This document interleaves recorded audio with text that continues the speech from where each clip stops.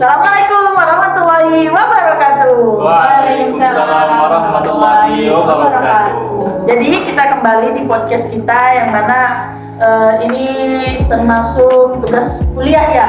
Iya, benar sekali. Gimana nih kabar kalian masing-masing? Alhamdulillah saya sangat baik walaupun banyak tugas ini. Wah, banyak tugas ya? Ya, Kalau untuk saudara Daris bagaimana nih kabarnya? Alhamdulillah juga baiklah. Cuman memang ada sedikit masalah yang lagi sakit gigi. Jadi lagi sakit gigi terus Ya. podcast gitu ya? Cuman aman aja, insya Allah bisa. alhamdulillah. Oh ini kita belum perkenalan nih. Di sebelah sini dulu deh, siapa? Perkenalkan, nama saya Diva Aulia. Saya dari Sudut Hakim. Dan saya sendiri Alia Gania. Nah, jadi di sini tuh kita mau bahas tentang kritik terhadap praktik dakwah kontemporer di era sekarang. Iya kan, yang dimana kalau kita bisa lihat nih di zaman kita yang kalau bisa dibilang dekat banget ya sama kehidupan kita. Ya, benar sekali. Kayak dakwah itu sekarang sudah Di mana-mana. ya benar. Kita jalan dikit ada pasti. Iya kan ya? Apalagi kalau kita buka HP kan? Ya. HP lebih banyak gitu ya. Iya, kalau dia. Bagi di media sosial sekarang gitu. Kayak apa tuh media sosial contohnya? Mungkin kalau di media sosial yang lagi rame sekarang di aplikasi TikTok gitu kan, pasti banyak tuh seliburan dakwah itu. Terus sekarang tuh dakwah kayak semua orang bisa ya berdakwah ya sekarang. Iya, kayak nggak mandang. Iya. Kayak ada ilmunya. Kayak ada ilmu atau enggaknya ada aja yang seliweran Iya. di TikTok itu. Nah, Nanti viral dulu kan? iya betul. Jadi sekarang kalau kita lihat ya dakwah di era sekarang tuh yang penting viral dulu. Iya. Itu yang penting viral dulu. Ilmunya kemudian. Ya. Nah, jadi di podcast kali ini kita bakal membawa empat ya. Ya. Yang pertama itu mungkin komodifikasi. Yang kedua apa tuh? Yang kedua itu ada radikalisme. Ya, radikalisme. Terus yang ketiga apa? Nah, yang ketiga ini ada populasi. Populasi. Jadi Populis ya guys, Oh, populis. populis. Saya kira populasi. Tempo dikit, maaf ya. Jadi itu yang ketiga. Yang terakhir itu adalah filosofis. Ya, jadi kita bakal bahas empat itu. Jadi yang pertama kita bahas itu adalah komodifikasi. Gimana nih komodifikasi kalau untuk kalian nih pendapat kalian masing-masing dari Diva dulu deh.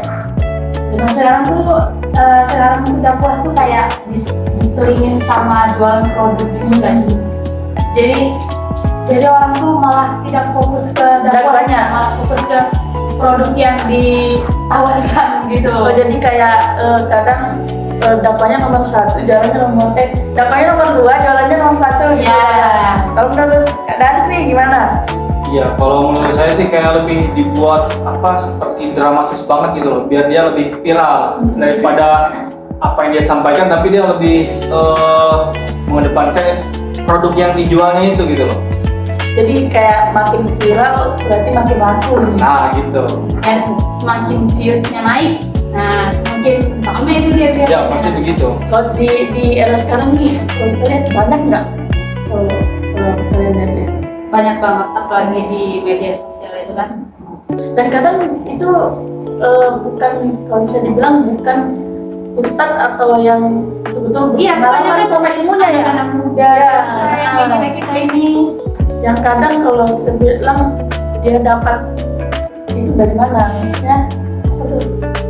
Dia kayak ngambil les gitu kan. Dia Kayak dan ikut-ikut, ya.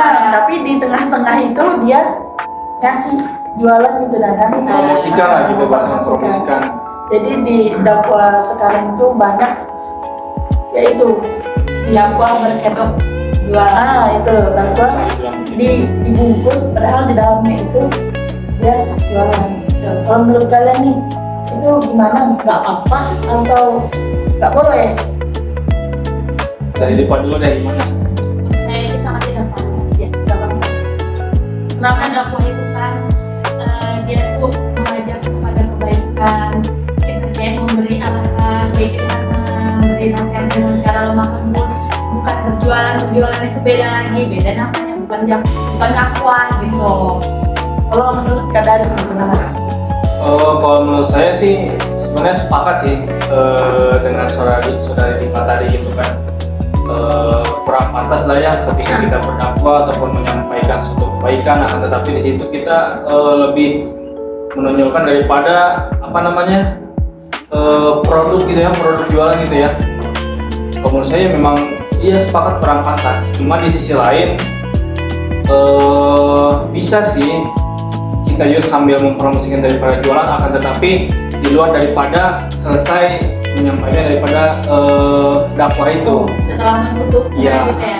Jadi tidak pas penyampaian, karena kan itu bisa mengganggu daripada konsentrasi jamaah gitu kan ya.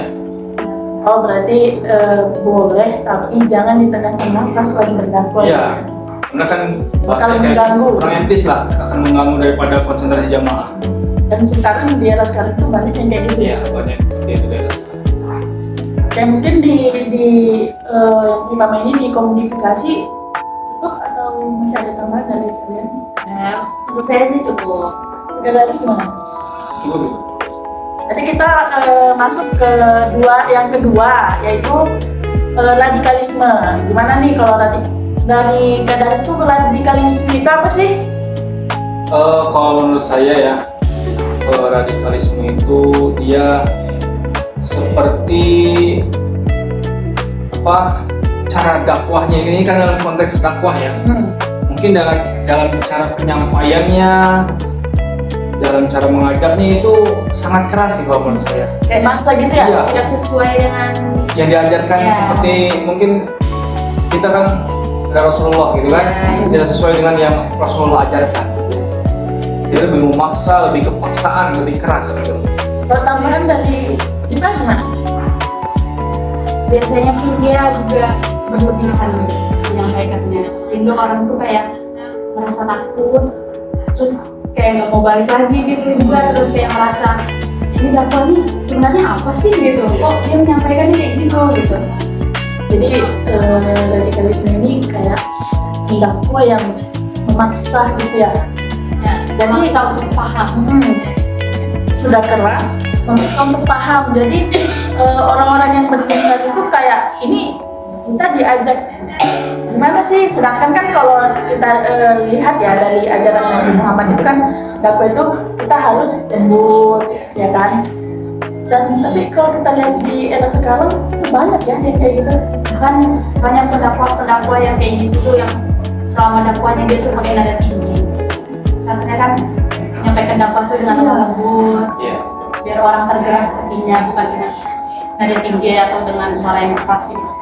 Jadi kalau dilihat itu juga salah satu faktor ya, orang-orang banyak yang kurang gitu dari Iya. dakwah, karena bukan sedikit ya yang kayak gitu. Inilah yang Gus Miftah itu, Ya kan? dia sampai ngejudge orang gak Ya. sih? Yang gesta enggak? Ya, yang gesta itu viral kemana-mana lah itu. Jangankan ST ya, beliau itu sudah banyak banget ngejudge sampai yang ibu-ibu lah yang ibarat itu dilecehkan, tapi dengan perkataan aja beliau nggak sadar iya, iya. karena Iya. menganut banget gitu Karena kan beliau. yang sebelum bakul ST itu yang dihujatnya itu kan sebelumnya itu kan ada juga oleh Sebelum itu ada juga. Banyak sudah kasus beliau sebenarnya, Iya. cuman gara-gara penganutnya banyak juga, jadi mungkin mereka tuh nggak mempermasalahkan gitu. Terus kalau kita lihat kenapa dia masih dibiarkan untuk berdakwah gitu, apalagi di sosial media itu banyak ya, berseliweran juga dakwah-dakwahnya dia tuh banyak loh. Tapi kok masih diizinkan gitu? Ya itu tadi, penganutnya masih banyak. karena banyak jamaahnya, dan juga dia punya bahasanya punya jabatan di kementerian Nah, itu ada. Nggak tahu saya jabatannya sebagai apa dia tuh. Yang gitu kan, yang ada viral juga itu dia. Berarti dia salah satu pegawai pemerintahan juga. Iya, pokoknya Ya, sejenis begitu lah. gitu. Makanya masih sampai sekarang juga ya tetap di publik ya tetap naik gitu loh, Berarti tetap. personal brandingnya masih ada ya, jadi Iya. masih dilihat misalnya. Padahal ada loh kemarin yang lewat di TikTok itu juga siapa ya Ustaz, siapa yang sudah nggak diperbolehkan berdakwah di Indonesia. Ormas itu pokoknya ada, aku lupa itu namanya Ustaznya siapa. Padahal kalau bisa dibilang Ustaz ini kalau berdakwah sesuai Al-Quran dan hadis. Kayak kenapa yang dakwah kayak gitu, yang lemah lembut, yang mana saking apanya pendakwah ini, dia itu sampai diundang untuk berdakwah di Madinah, tapi kenapa di Indonesia dia itu malah di-off-kan gitu. Sedangkan kalau kita lihat di Indonesia, apalagi zaman sekarang, pendakwah yang seperti itu yang kita butuhkan ya. Apalagi kan kalau dilihat kayak lebih banyak Ya banyak kasus kayak gitu yang benar disalahkan, yang salah benar-benar banyak ya. Apalagi biasa. kalau untuk di bagian Jawa itu gus-gus itu kayak lebih daripada ustadz-ustadz yang berpengalaman ya. Ya betul, kayak lebih di Luahkan gitu loh. Iya, kayak ibaratnya mereka tuh punya keilmuan yang sangat Padahal kalau mungkin ya kita bandingkan ustadz kayak Ustadz Hadi Hidayat, Ustadz Ahmad itu lebih tinggi loh ilmunya. mereka lebih patut dia. Mungkin kalau kita lihat ya, nggak semua gus mungkin kayak gitu, cuma dari Kebanyakan yang terlihat di media sosial itu itu gus yang ya, ya. Jadi itu kita patut pilih-pilih sih memang, karena di era sekarang itu kan digital, jadi banyak dakwah-dakwah yang memang kita harus pilih-pilih. Bagaimana untuk yang materi kedua? Alhamdulillah paham. Cukup? Cukup sih. Oke, memuaskan lah ya. Kita lanjut di yang ketiga ya. Yang ketiga itu ada apa yang tadi? Populis ya? Ya, Populis. Yang typo tadi ya guys. Nah, kalau populis gimana nih, Dipa? Nah, kalau dakwah populis itu dia kayak lebih mensederhanakan. Kayak contohnya di TikTok itu kan, misalnya dakwah Ustadz Hadi Hidayat panjang misalnya di YouTube. Nah, ada konten kreator yang mengambil intinya saja. Jadi dia mengambil intinya saja, mungkin hanya 30 detik. Jadi kita tuh mudah untuk memahaminya, langsung nggak nunggu dari awal dulu kita gitu. Langsung intinya gitu Ya, ya. langsung intinya. Gimana pandangan Kak Daris untuk dakwah yang dipotong-potong kayak gitu? Kalau menurut saya ya, dakwah yang dipotong-potong atau bahasanya tadi apa, populis ya, Iya. itu kalau menurut saya kurang bagus. Kenapa? Karena sekarang nih ada beberapa oknum yang dia suka memotong-motong daripada dakwah, dan yang diambilnya itu yang menjadi kontroversi nanti di kalangan netizen. Yang di kalangan bergantung masyarakat. gitu ya? Iya, Kayak menjadi salah paham kayak gitu. iya, Iya, jadi iya. salah paham. Kan ada sempat beberapa daripada tausiahnya Ustadz Hadi Hidayat tuh, dia ada penggalan daripada kontennya itu dipotong oleh yang maaf ini oknum yang menurut saya Iya. tanggung jawab, dan ini kan menjadi kericuhan di media sosial. Apalagi kalau bisa dibilang ustadznya itu yang banyak panutannya gitu Yang kan. Iya. memang Terkenal di mana-mana, jadi pas dipotong kayak gitu. Ya itu kan menjadi kericuhan lah di publik tuh. Guys kan di media sosial kan, netizen ini kan sangat pedas sekali ya dalam komentar. Tapi jujur aku suka nonton yang setengah-setengah tuh jujur, karena memang mudah banget dipahamin. ya, tapi itu kan memang ada video yang dipotongnya tuh pas intinya pas betul. Ada juga yang potongnya tuh pas tergantung Iya. gitu. Tergantung, dan nanti yang memotong ini dia mengasihkan captionnya itu Yang negatif Nah, gitu ya. Jadi betul. nanti komentar orang tuh kayak kok bisa gitu kan? ya gitu. Pikir-pikiran mereka gitu. Jadi memang di era digital sekarang kita tuh harus pandai ya, dari yang mana sih yang betul itu benar gitu. Nah, kalau saya memang kalau kita lihat dari banyak sosial media, yang paling aman kita nonton dakwah itu di mana sih?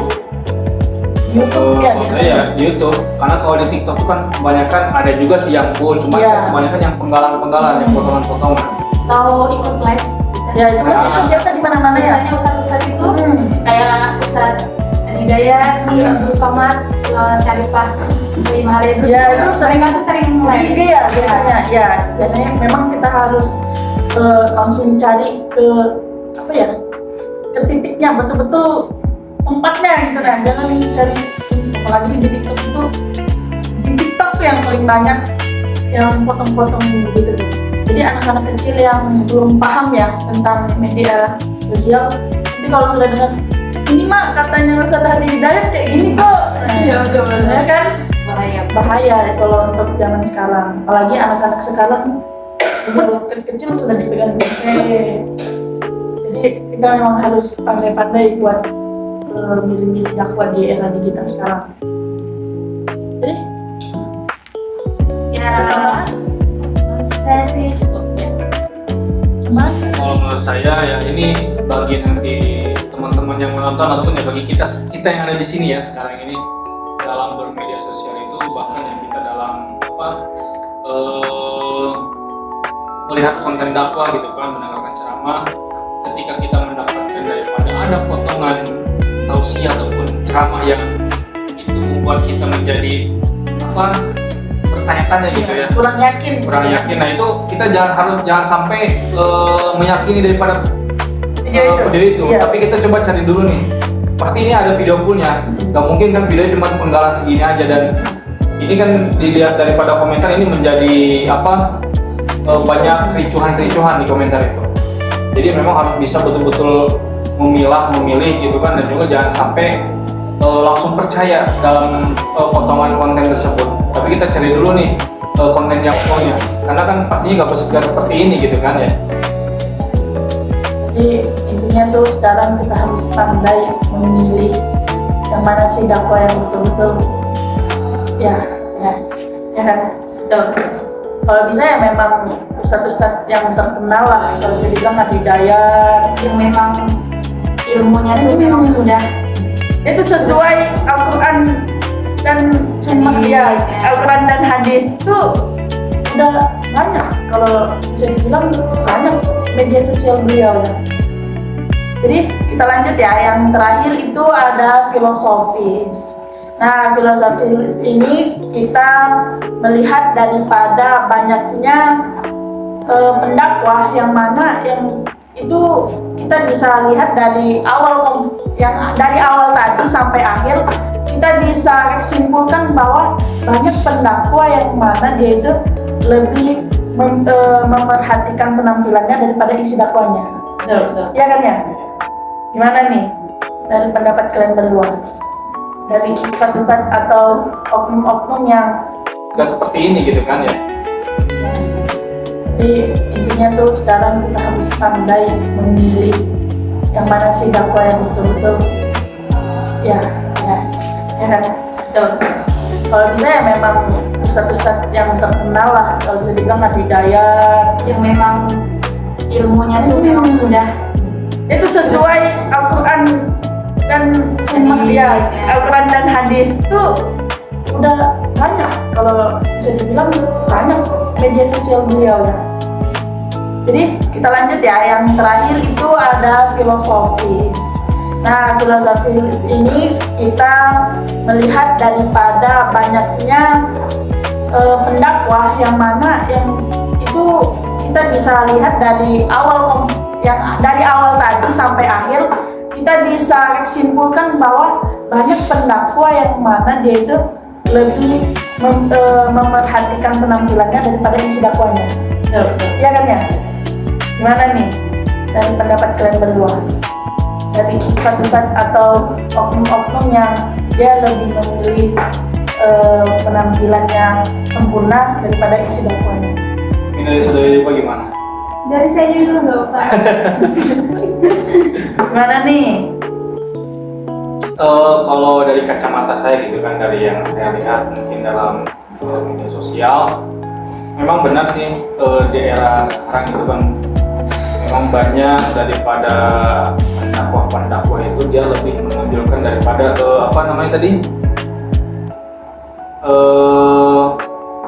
penampilannya ya, lebih menonjolkan penampilan daripada isi yang ia sampaikan kepada jamaah. Memang banyak sih sekarang yang seperti itu, karena dia lebih membrandingkan itu dirinya daripada penyampaian isi dakwahnya tersebut. Menurut saya begitu. Memang banyak sekarang. Lebih ingin terlihat dirinya itu menarik Nah, gitu. daripada isi dakwahnya. Betul. Padahal kan seharusnya yang menarik itu isi dakwahnya, yang bisa membawa audiens merasa enjoy gitu kan. mendengarkan dakwah. Tapi di sini kita lihat juga nggak sih kalau dari awal yang kita bicara itu, kenapa mereka lebih milih penampilannya ya karena di sisi lain ada produk yang dia mau tampilkan gitu, atau baju kah atau apa gitu. Nah ujung-ujungnya kan nanti di tengah-tengah dia berdakwah jualan, Ya, mempromosikan, karena kan penampilan itu kadang banyak tuh views ini bagus nih, ini apalagi ini. yang ganteng-ganteng gitu kan. Apalagi kan kalau di sosial media ya, kalau isi kayak ceramah itu nggak banyak yang bertahan lama di situ di dakwah, apalagi kalau misalnya panjang kan, itu pasti Ada orang bosan, langsung di scroll lagi. makanya jadi banyak oknum atau yang berdakwah itu isinya nggak terlalu dipentingkannya, karena mungkin dia bilang nanti di scroll juga, nanti dia apa juga. Yang ada juga yang percepat gitu kan. Iya kan, kalian pasti juga pernah gitu kan. Kalau saya pribadi pernah, karena memang apa ya, kalau kita nonton kayak lama itu memang bosan ya. Ya kayak jenuh Aduh.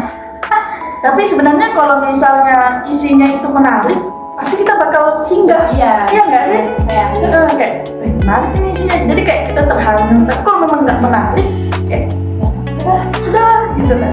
terus kok penasaran ditempatin di video. Iya, ya kan gitu. Makanya kalau kita lihat intinya dakwah sekarang itu banyak tantangannya ya.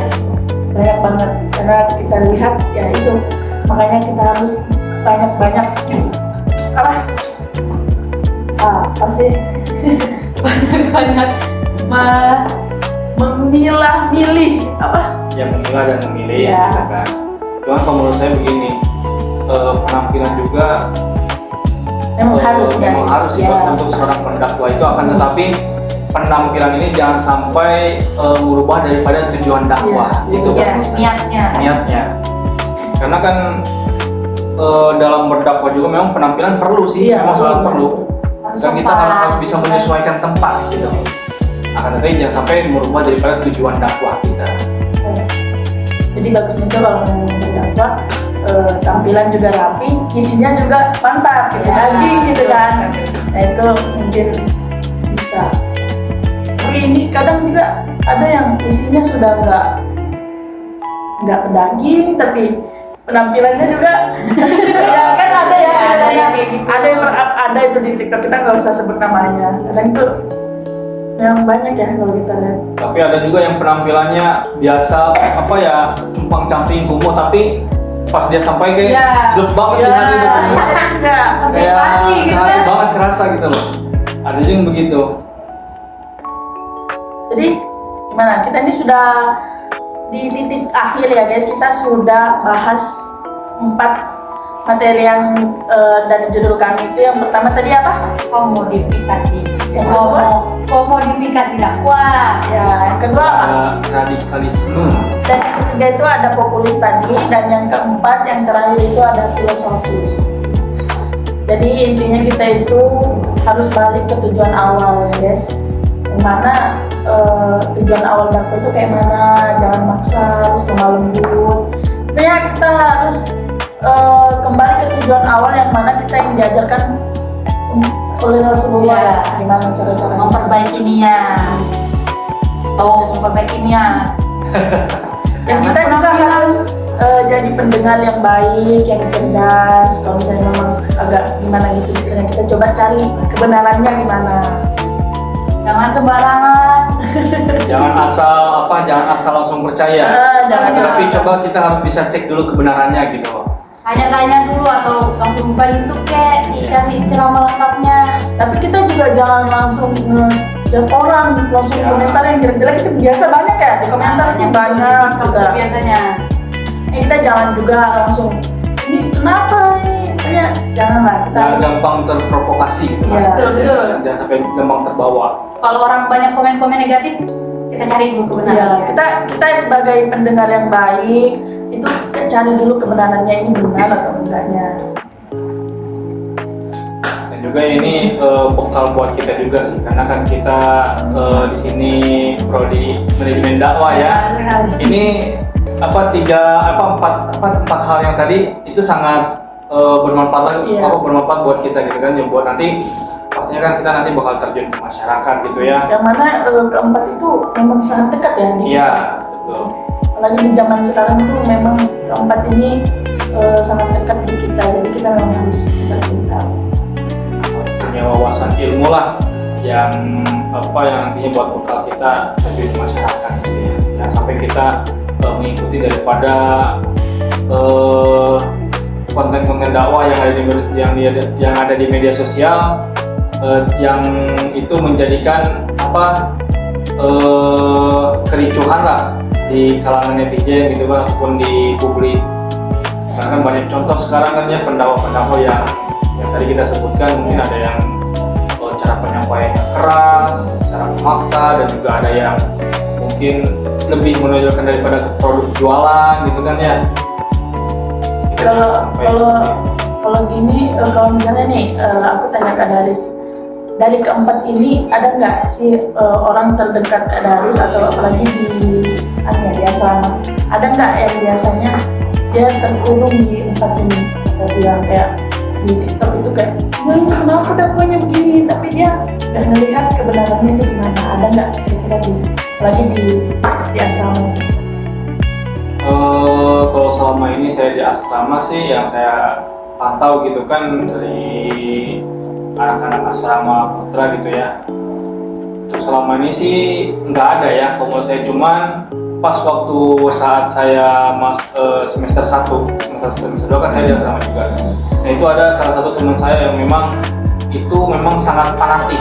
Dalam artian fanatik itu dia ketika melihat suatu konten dakwah gitu kan, yang itu menurut saya memang konten dakwahnya yang potongan, bukan yang dari full, dan dia langsung mempercayai itu tanpa dia melihat kebenarannya dulu. Jadi kan yang disampaikan Ustadz itu kan sebenarnya panjang gitu ya, full ya. Cuman memang ada suatu oknum yang memotong daripada potongan dakwahnya ini, dan dia memberi captionnya yang membuat jadi negatif nih. Kan itu jadi kericuhan buat kita kan. Nah ini ada salah satu teman saya yang seperti itu. Jadi itu kita melihat ya, banyak korban gitu ya. Dan salah satu yang paling banyak korban di media sosial itu, kalau kita melihat itu ibu-ibu nggak sih? Ibu-ibu, iya. Apalagi dari Facebook. Iya, karena di kampung saya itu ya, kalau bisa dibilang kenapa ibu-ibu yang banyak korbannya, karena pertama mereka bersosial media juga masih kurang ahli gitu, masih kurang bisa. Jadi apa yang muncul, ini kok Ustadznya ngomong kayak gini, Ya. ini katanya boleh gini. Ya, Padahal dia nggak tahu sebenarnya itu potongan. entah dia langsung percaya atau dia langsung judge gitu. Ini kok begini? Padahal kan nggak begini. Sebenarnya itu tuh ada nih video panjangnya, tapi namanya orang tua ya yang nggak paham sama media, ini nggak dipotong ini, memang Ya. ini yang ngomong. Jadi setidaknya kalau misalnya kita sudah paham sama dakwah di era sekarang, kita juga harus kasih tahu ke orang terdekat kita biar itu nggak terjadi, dia jadi pendengar yang baik juga. Mungkin Ya, cukup ya dari saya. Mungkin itu aja dari kalian bertiga. Semoga yang kita bahas ini bermanfaat ya. Kami pamit undur diri. Assalamualaikum warahmatullahi wabarakatuh. Waalaikumsalam warahmatullahi wabarakatuh. Dadah.